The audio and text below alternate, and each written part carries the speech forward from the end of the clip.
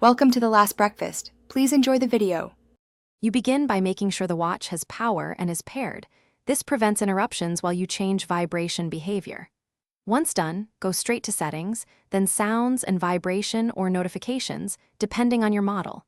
You need to access both watch and companion app controls, so keep the phone nearby.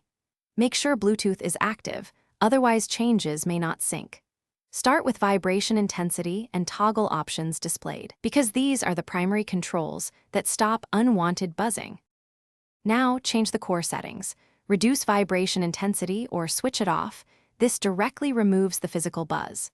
Then, on your phone's companion app, disable vibration per app. Many notifications mirror phone settings and will keep buzzing otherwise. Once done, enable Do Not Disturb for quiet periods or set notification filters to allow only priority alerts. Make sure to apply and sync changes. Some watches require you to save or wait for the sync icon to finish before testing.